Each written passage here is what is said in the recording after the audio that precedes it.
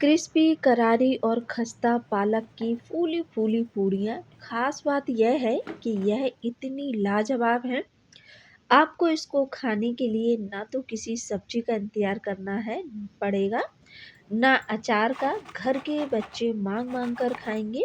मैं आपके साथ कुछ ऐसी टिप्स शेयर करूँगी कि कुछ ऐसी ख़ास टिप्स जिससे आपकी पूड़ी बनेगी एकदम खस्ता, करारी।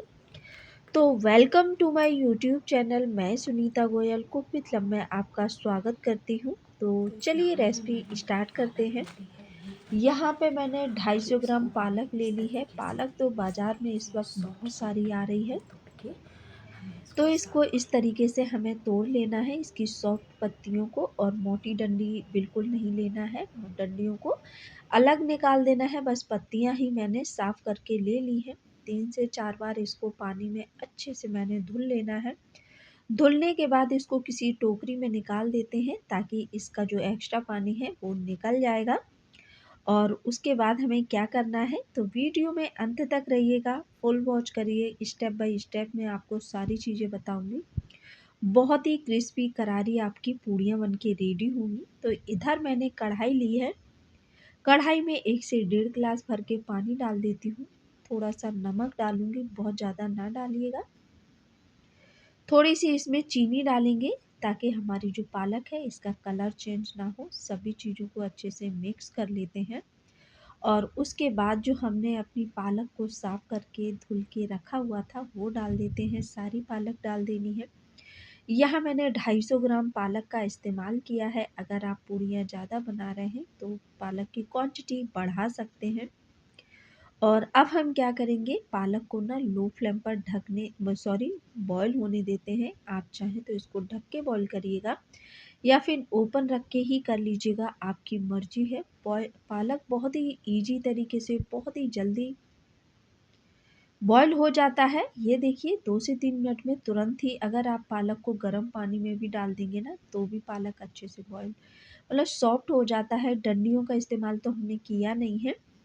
तो चलिए गैस का फ्लेम ऑफ कर देंगे और यहाँ पे ये जो पालक है इसको हम किसी दूसरे बर्तन में निकाल लेते हैं।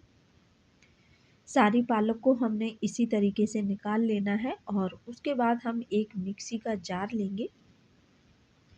जार में हम क्या करेंगे, ये जो पालक है हमारी ये डाल देते हैं। ध्यान रखिएगा पालक को ठंडा होने के बाद ही पीसिएगा। 5 से 6 पीसेस मैंने यहाँ पे लहसुन के ले लिए हैं और 2 हरी मिर्च है।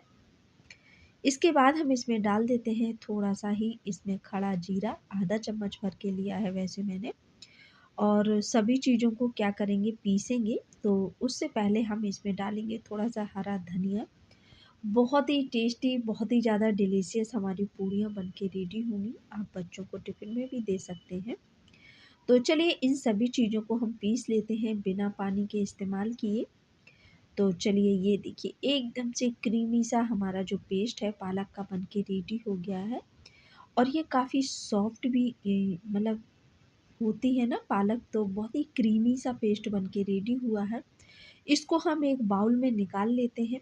अच्छे से इसका पेस्ट बनना ज़रूरी है। इसमें मिर्च वगैरह लहसुन जो डाली है अच्छे से पिस जाए।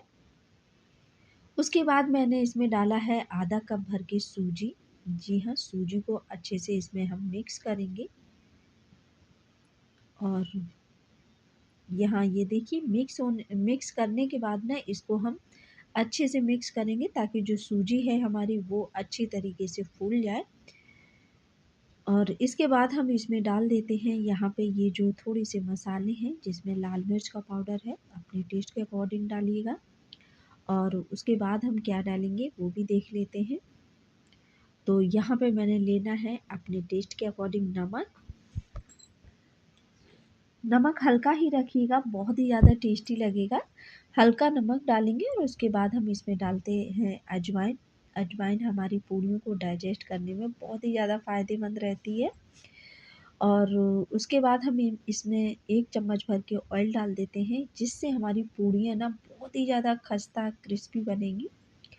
वैसे तो ये सूजी से ही काफ़ी क्रिस्पी बनेंगी, लेकिन इसमें अगर 1 चम्मच ऑयल डाल दिया ना तो इससे तो और भी लाजवाब पूड़ियाँ बन के रेडी होंगी।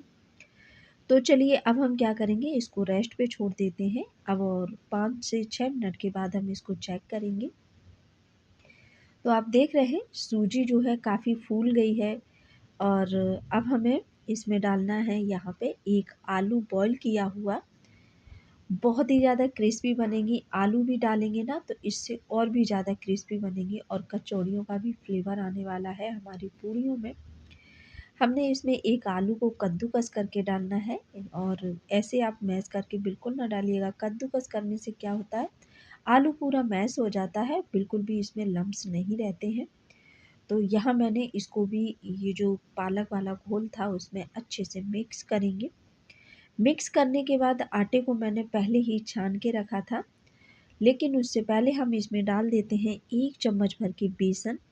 इससे बहुत ही सौंधी-सौंधी सी खुशबू आएगी हमारी पूड़ियों में, बहुत ही ज़्यादा टेस्टी भी बनेगी। और जो गेहूँ का आटा छान के रखा था ना मैंने, जितना इस पालक में जाएगा उतना हम इसमें डाल देते हैं आटे को। नॉर्मल जो रोटियां बनाते हैं ना, हमें उसी आटे का इस्तेमाल करना है, और अच्छे से मिक्स करते हुए हम इसमें यहाँ पे पानी डाल, सॉरी पानी नहीं, डो तैयार करेंगे।